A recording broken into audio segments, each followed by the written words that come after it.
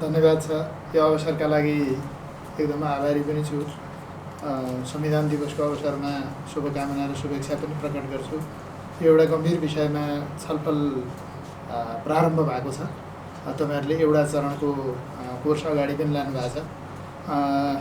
केही समय सर्वोच्च अदालतमा अभ्यास गर्दा संवैधानिक इजलासको बारेमा नजिकबाट निहाल्ने अवसर मिल्यो। त्यही एक्सपिरियन्स अब मेरो सीमाले कति दिन्छ त्यसभित्र बसेर म चर्चा गरौँला। यद्यपि यो प्राज्ञिक छलफल भएको कारणले मलाई मेरो पृष्ठभूमिले नबाँधोस् भन्ने नै छ। मैले त्यो स्वतन्त्रताको उपभोग गर्न चाहेँ। त्यसैले मेरो पदीय हैसियतले यहाँ प्रतिनिधित्व गर्दैन भनेर पहिले शर्त राखेर म एउटा संवैधानिक कानुनको सामान्य विद्यार्थी अध्येताको हिसाबले मेरो धारणाहरू प्रकट गर्छु। संवैधानिक इजलास हाम्रो सन्दर्भमा न्याय क्षेत्रका लागि एउटा रूपान्तरणको महत्त्वपूर्ण आधार थियो कि त्यसले विशिष्टीकरणको प्रक्रिया प्रारम्भ गरेको थियो। सकारात्मक ढङ्गले हेर्दा त्यो विशिष्टीकरणको प्रारम्भ थियो। तर विशिष्टीकरणको प्रारम्भसँग जोडेर हेर्दाखेरि सङ्घीयता हाम्रो लागि एकदम नौलो व्यवस्था थियो र संवैधानिक अदालतको मूल जड चाहिँ सङ्घीयता सम्वर्धन गर्ने विषयसँग जोडिएको जस्तो लाग्छ मलाई। र सङ्घीयता हाम्रो लागि नौलो विषय थियो र त्यो न्याय क्षेत्रका मान्छेका लागि झनै नौलो थियो। अझ भिन्न अवस्थाको थियो। बनोटमा कहीँ न कहीँ हामीले पर्याप्त छलफल नगरिकन बनेको चिज हो। त्यो यसको पृष्ठभूमिको कुरा विद्वान अधिवक्ता टीकाराम भट्टराईले प्रकाश पारिसक्नु भइरहेछ। यो आधारमा बनेको चिज हो यति त भन्न सकिन्छ। त्यसैले यसले जुन ढङ्गको पृष्ठभूमिमा अध्ययन खोज्थ्यो त्यो अध्ययन भएको होइन।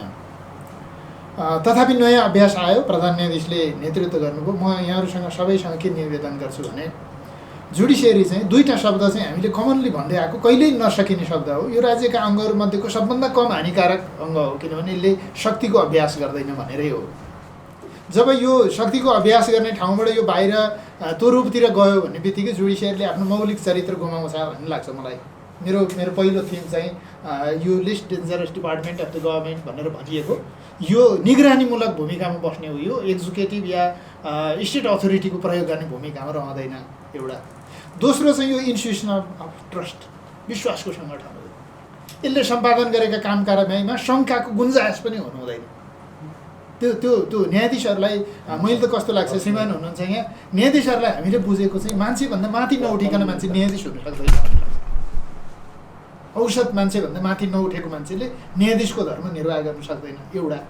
र न्यायाधीशले कहिल्यै पनि लोकप्रियताको खोजी गर्दैन। लोकप्रियता इतिहासले मूल्याङ्कन गरेर ल्याउने चिज हो। न्यायाधीशको लोकप्रियता इतिहासले मूल्याङ्कन गरेर ल्याउने चिज हो।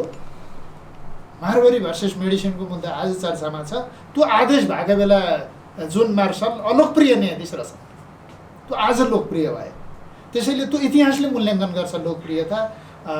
त्यहाँ कहीँ न कहीँ त्यो लोकप्रियताको गुन्जायस हुनु हुँदैन। तेस्रो विषय संविधान राजनीतिक तथा कानुनी दस्तावेज हो, रणनीतिक दस्तावेज होइन। म यति निवेदन गर्छु, यो स्ट्राटेजिक डकुमेन्ट चाहिँ होइन है।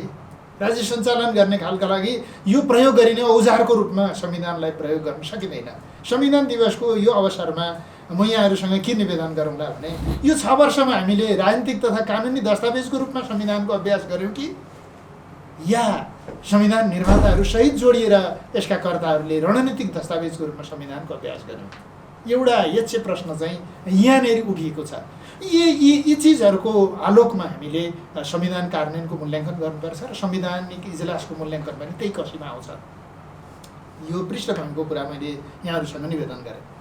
दोस्रो, संवैधानिक इजलासले पहिलोचोटि जब क्रियाशील भयो संवैधानिक इजलास, त्यसले ठिकै गर्यो। दुईवटा कारणले ठिकै गर्यो। एउटा, चन्द्रकान्त गेवालीको रिट निवेदनमा फरक ओपिनियन आए। हामीसँग बहुमत अल्पमतको या कन्करेन्ट भए पनि न्यायाधीशहरूले आफ्नो दृष्टिकोण प्रकट गर्ने एउटा आधार जमाउँथ्यो। त्यो संवैधानिक इजलासले त्यसले गर्ने व्याख्यामा न्यायिक रायहरू न्यायाधीश पिछेका आउनु पर्थ्यो। कहीँ मिल्थ्यो होला, बहुमतको हुन्थ्यो होला, कहीँ मिल्दैन थियो होला, संवैधानिक विधिशास्त्रको विकास गर्थ्यो होला। हामीले त्यो ढङ्गको संस्कार थालनी गरेको थियो, राम्रै थियो। त्यो खेलराज प्रधान न्यायाधीशको नियुक्तिको विषयसँग जोडिएको विषयमा बडो राम्रोसँग त्यो अमेरिकन फैसलाहरू हेर्नुभयो भने त्यसको झल्को देखिन्छ। त्यहाँ कुनै शहनशाहले समुद्रतर्फ फर्किएर कुर्रा उठाएर आँधी नआओस् भन्दैमा आँधी आउन रोकिँदैन भन्ने शब्द त्यो यस्तो शालीन न्यायाधीशले प्रयोग गर्नुभएको शब्द हो। फेरि त्यो भनेको त्यो विधिशास्त्रका लागि एउटा दृष्टिकोण हो। त्यो संवैधानिक इजलासले एउटा धर्म निर्वाह गरेको। त्यसै गरी सावित्री श्रेष्ठको माफीसँग जोडिएको विषयमा अदालतले इन्टरभेन्सन गरेको कुरा, माधव बस्नेत र प्रकाशमणि शर्मा लगायतका विषयमा मुद्दा फिर्ताको सन्दर्भमा संवैधानिक इजलासले उद्घोष गरिदिएका विषय, यी प्रारम्भिक विषयहरू ठिकै थिए। तर कर्नर के अरे एउटा माइल स्टोनको रूपमा रहनुपर्ने संवैधानिक इजलास चाहिँ एउटा यस्तो बिन्दुमा त्यही खिलराज रेग्मीसँग जोडिएको केसबाट अगाडि आयो कि सम्भवतः पहिलो त होइन रहेछ, मैले अलिअलि खोज्दै गएँ, पहिले पनि प्रधान न्यायाधीश अल्पमतमा परेको अवस्था त रहेछ, तर हामीले पछिल्लो अवस्थामा भोगेको प्रधान न्यायाधीश अल्पमतमा परेको, प्रधान न्यायाधीशको राय अल्पमतमा परेको एउटा बिन्दु थियो। त्यो बिन्दुले संवैधानिक इजलासलाई अभ्यासलाई डिरेल गर्यो। 1 वर्षसम्म संवैधानिक इजलास सञ्चालन हुन सकेन, जबकि श्रीमान यही हुनुहुन्छ, प्रत्येक बिहिबार हामीले विशेष इजलासका कमसेकम 3टा इजलासहरू सर्वोच्च अदालतमा सम्पादन भएका थिए। सयौँको सङ्ख्यामा वर्षमा कानुनको संवैधानिकता परीक्षण भएको थियो। आधी दर्जनको हाराहारी कानुन अमान्य र बदर हुने गरिरहे र त्यो एउटा अदालतको नियमित प्रक्रिया थियो, ठपक्क नै रोक्यो। शोकतसम्म हुन नसकेर संवैधानिक इजलासको एउटा बिन्दु त्यहाँ देखियो। यो एउटा कहीँ न कहीँ मनोविज्ञान थियो, त्यो प्रधान न्यायाधीशले को होल्ड हुन्छ कि हुँदैन भनेर मैले यति खोलेँ आज। त्यसपछि माधव बस्नेतको रिट निवेदनमा प्यानलको कुरा आयो। असल नियतले गरिएको हो भन्छु म त्यसलाई, म पनि वकिल हुँ त्यसको। अदालतले जारी गरेका आदेशहरू सम्मान गर्नुपर्छ, त्यो धर्म पनि हो। त्यसले निकास दिन खोजेको, तर निकास दिन खोज्दाखेरि त्यो न्यायिक व्याख्याबाट गरिएको अदालतको अनौपचारिक संविधानको अनौपचारिक संशोधन भन्ने गरेको छु मैले त्यसलाई।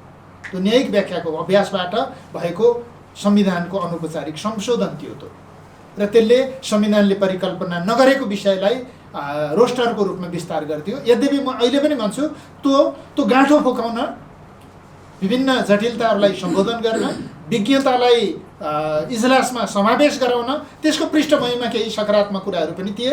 र त्यसको पृष्ठभूमिमा यही कन्फ्लिक्ट अफ इन्ट्रेस्ट रह्यो भने के हुन्छ, खास गरेर प्रधान न्यायाधीशकै त विकल्प संविधानले दिएको थिएन, अरू न्यायाधीशको विकल्प खोज्नका लागि पनि त्यसले मद्दत गरेको अवस्था चाहिँ थियो। त्यसपछि पनि सिनियरिटीको एउटा अभ्यास त रह्यो। अहिले पछिल्लो समयमा रोस्टर पनि रह्यो। मलाई त के पनि अनुभव छ भने एकजना रिट निवेदकको तर्फबाट अन्तरिम आदेश जारी गराउनु भएका कानुन व्यवसायी संवैधानिक इजलासमा बसेर त्यही मुद्दाको सुनवाई गर्दा पनि त्यहाँ कन्फ्लिक्ट अफ इन्ट्रेस्टको प्रश्न उठेको थिएन। मैले यति भने, त्यो मुद्दाको वकिल म पनि हो। त्यो मुद्दा आज पनि टुङ्गो लागेको छैन। त्यही मुद्दाको रिट निवेदकको तर्फबाट बहस गरेर अन्तरिम आदेश जारी गराउने कानुन व्यवसायी संवैधानिक इजलासमा बसेर त्यो मुद्दाको सक्रियतापूर्वक सुनवाई गर्दा पनि कन्फ्लिक्ट अफ इन्ट्रेस्टको कुरा उठेको थिएन। सरकारी वकिलले कन्फ्लिक्ट अफ इन्ट्रेस्टको कुरा धेरै उठाउने विषय होइन। म यति कुरा भन्छु, अहिले पछिल्लो समयमा कन्फ्लिक्ट अफ इन्ट्रेस्टका विषयहरू उठेको भनेको कहीँ न कहीँ फेथमा क्वेसन हो, ट्रस्टमा क्वेसन हो। विश्वसनीयता हल्लिन थालिसकेपछि अनि यस्ता प्राविधिक विषयहरू उठान भएर आउँछन् भन्ने लाग्छ मलाई संवैधानिक इजलासको अभ्यासले। र आज चाहिँ संवैधानिक इजलासको कार्य सम्पादनको विषयलाई पुनरावलोकन गर्नुपर्ने चरणमा चाहिँ हामी आइपुगेका छौँ। यो कानुनको विद्यार्थीको हिसाबले मैले यहाँहरूसँग निवेदन किन गरेँ भने, यदि हामीले सिभिल सरकारको अवधारणालाई व्यवहारमा रूपान्तरण गर्छौँ भने कानुनको शासनको प्रवर्धन गर्ने दिशामा न्यायपालिकाले अभिभावकको भूमिका निर्वाह गर्नुपर्छ भने, शक्ति पृथकीकरण र नियन्त्रण र सन्तुलनको सिद्धान्तलाई जीवन्त बनाउनुपर्छ भने न्यायपालिकाको संवैधानिक व्याख्याको गतिशीलता कुनै पनि बहाना या आधारमा अवरुद्ध चाहिँ हुनु हुँदैन। त्यसैले म अलिकति कन्क्लुड गर्छु र मेरो प्रेस्क्रिप्सन छ। मेरो प्रेस्क्रिप्सन चाहिँ 2टा, एउटा अल्पकालीन र एउटा दीर्घकालीन। अल्पकालीन रूपमा हामीले के गर्न सक्छौँ, म चाहिँ वरिष्ठता पनि भन्दिनँ, विशेषज्ञता हो त्यसले खोजेको। विशेषज्ञताका आधारमा संवैधानिक इजलासको निरन्तर त्यसले जहिलेसम्म त्यसले आफ्नो कार्यबोझ प्राप्त गरिरहन्छ त्यो नियमित सुनवाई गर्ने इजलासको रूपमा क्रियाशील हुनुपर्छ। त्यही भएर संविधानले 15 जनाबाट 21 जना पुर्यायो। संवैधानिक इजलासका लागि नयाँ संविधानले अतिरिक्त न्यायाधीशहरू उपलब्ध गराइरहेछ। न्यायाधीशको सङ्ख्या विस्तार गरिदिएको, संवैधानिक इजलास सञ्चालन भएको कारणले अदालतका अरू इजलासहरू प्रभावित नहुन् भन्नेको अर्थ गर्न पनि सकिन्छ त्यसलाई। त्यसैले संवैधानिक इजलासको निरन्तर क्रियाशीलता एक, विशेषज्ञताका आधारमा संवैधानिक इजलासका न्यायाधीशहरूको चयन चाहिँ उपयुक्त विकल्प हो। हामीले आफ्नो परिवेशमा हेरिरहेका छौँ। अदालतले सिद्धान्त र परिवेशको बिचमा द्वन्द्व भयो भने सिद्धान्त रोज्नुपर्छ। हामी अलि बढी परिवेशबाट प्रभावित भएको अवस्थामा छौँ। हाम्रो संवैधानिक व्याख्या नै परिवेश प्रेरित भएर आएको छ। त्यसैले प्रिन्सिपल र कन्टेक्स्ट हेर्नु पर्यो भनेदेखि जहिले पनि कोर्टले प्रिन्सिपल जान्दछ, संविधान र राजनीति हेर्नु पर्यो भने जहिले पनि अदालतले संविधान जान्दछ, नागरिक र सरकार रोज्नु पर्यो भने जहिले पनि अदालतले नागरिक रोज्दछ, नागरिक स्वतन्त्रता रोज्दछ। भन्यो भने यहाँ अदालतसँग चोइसको कुरा छैन भन्ने लाग्छ मलाई, एउटै हो। त्यसैले अहिले संवैधानिक इजलासको क्रियाशीलता अहिलेका लागि तत्कालीन विकल्प हो एउटा। दोस्रो, अहिले 761 वटा विधायिकाले बनाएको कानुन एउटा संवैधानिक इजलासले परीक्षण गरेर सम्भव हुँदैन।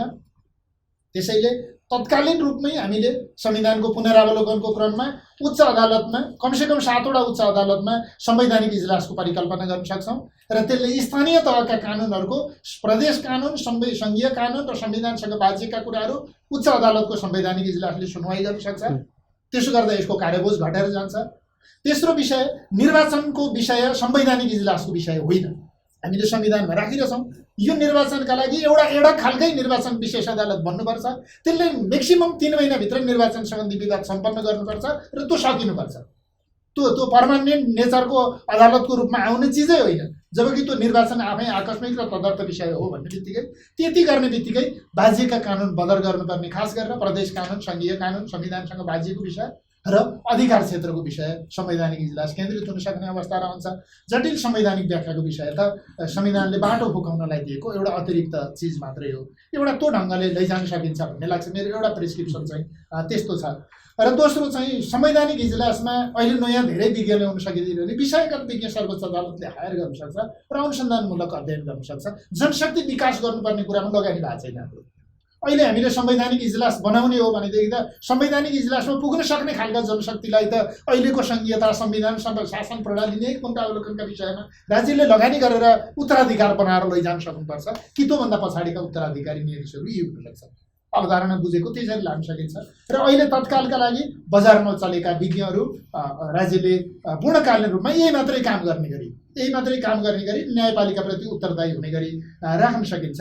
त्यसैले मलाई चाहिँ कस्तो लाग्छ भने अहिले संवैधानिक इजलासको प्रभावकारिताको विषय चाहिँ कहीँ न कहीँ जेलिएर रहेको अवस्था छ। संविधानले परिकल्पना गरेको बेठिक चिज होइन भन्ने लाग्छ मलाई। यो विशिष्टीकरणका लागि राखेको र दीर्घकालीन दृष्टिकोणमा चाहिँ अब अध्ययन खोज्छ। यसले सर्वेक्षणको कुरा भयो, तुलनात्मक अध्ययन गरौँ। संसारका विभिन्न मुलुकले अनेक खालका संवैधानिक व्याख्याका अभ्यासहरू गरेका छन्। भारतमै पनि सर्वोच्च अदालतभित्र अनौपचारिक संवैधानिक इजलास छ, अनौपचारिक अझ त्यहाँ त होइन, त्यो हाम्रो जस्तो त्यति परिभाषित पनि छैन। राजनीतिक तहमा पनि यो विषयमा संवाद आवश्यक पर्छ। उच्च स्तरीय संविधान कार्यान्वयन संयन्त्र बन्नुपर्छ अब यो संविधानको कार्यान्वयनका लागि।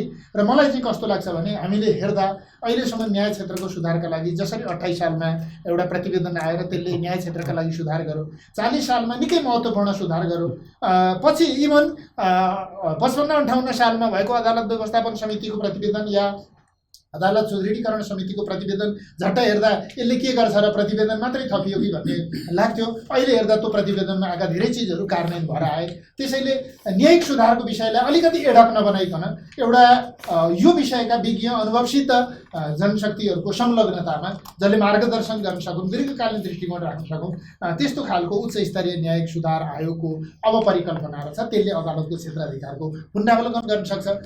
विद्वान अधिवक्ता टीकाराम भट्टराईजीले भने जस्तो स्थानीय तहको परिकल्पना गर्यो भने न्यायमा सहज पहुँचका लागि त्यसले आधार खडा गर्न सक्छ। त्यसकै पनि क्षेत्राधिकार निर्माण गर्नुपर्ने छ।